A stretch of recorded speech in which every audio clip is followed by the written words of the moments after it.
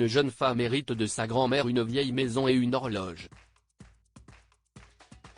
Lorsqu'elle suit les instructions du testament, l'horloge s'ouvre pour révéler son véritable héritage. Emily Olson est décédée et a laissé ses 2 petites filles seules au monde. Sa fille avait succombé à un cancer quand Catherine avait 12 ans et Alice 14. Elle était le havre de paix des filles, et maintenant elles n'est plus là. Catherine a trébuché pendant les funérailles, étourdie par la perte, mais sa grande sœur Alice est restée froide, calme et posée. La seule fois où elle a montré une certaine émotion, c'est lorsque l'avocat d'Emily leur a demandé de venir le lendemain. Cette nuit-là, Catherine pleure jusqu'à s'endormir dans son petit appartement, et Alice parle à son petit ami de l'héritage qu'Emily aurait pu laisser à ses petites filles. Écoute, dans les années 50, la famille avait des tas d'argent, dit Alice. Je sais que mamie Emily a joué la plus grande partie de la fortune familiale, mais il doit bien rester quelque chose. Catherine se rend donc au rendez-vous chez l'avocat sans s'attendre à rien, et Alice s'attend à une aubaine.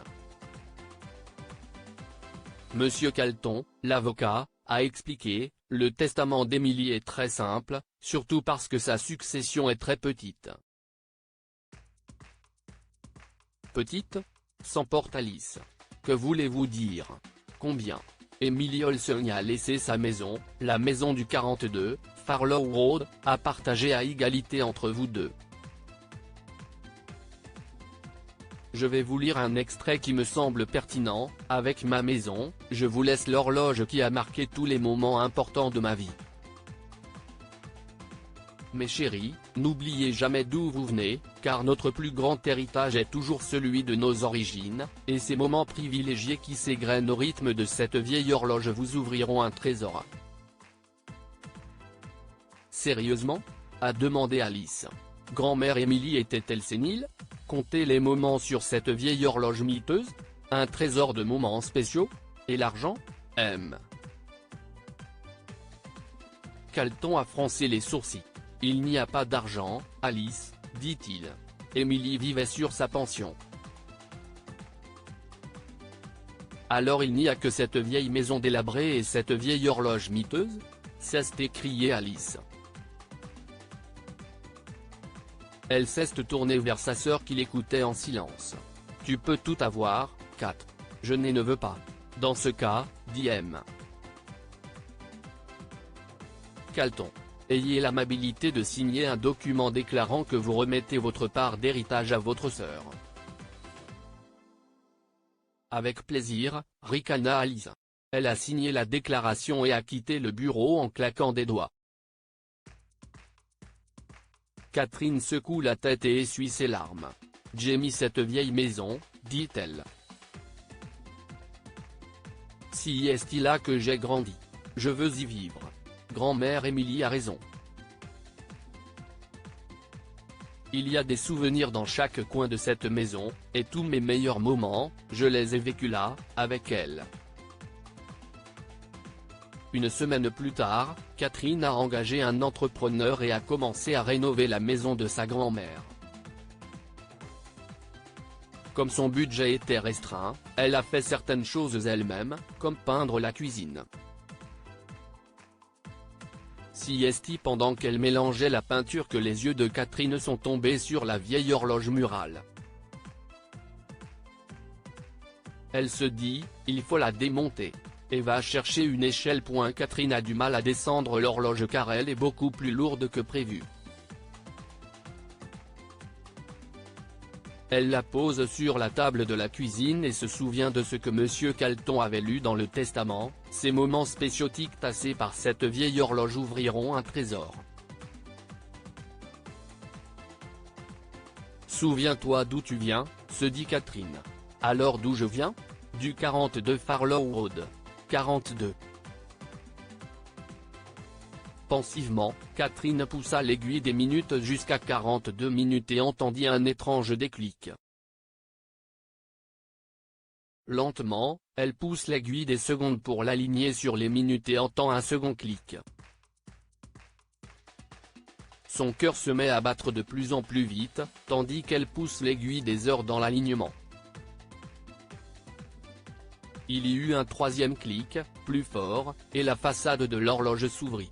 À l'intérieur, Catherine vit l'éclat de l'or et le scintillement des diamants. La vieille horloge contenait un véritable trésor. Les bijoux qui avaient été portés par les femmes Olsen depuis des générations gisaient sur la table de la cuisine. Des diamants, des rubis et des émeraudes, et Catherine savait qu'elle ne pourrait pas supporter d'en vendre un seul.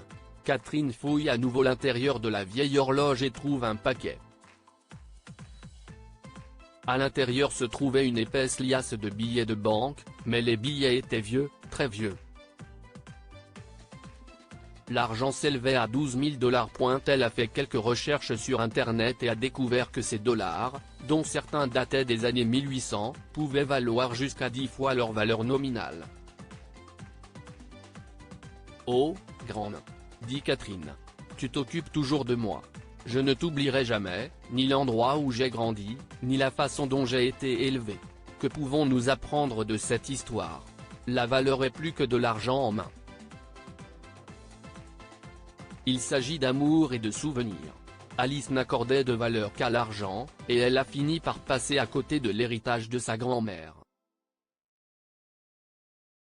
N'oubliez jamais d'où vous venez, et vous saurez toujours où vous allez. Catherine a chéri les souvenirs de sa grand-mère, et elle a fait de cet amour son héritage et son trésor. Partagez cette histoire avec vos amis. Elle pourrait égayer leur journée et les inspirer. Si vous avez aimé cette histoire, découvrez celle d'une mère qui demande à un couple âgé de garder son enfant dans le parc et disparaît sans laisser de traces.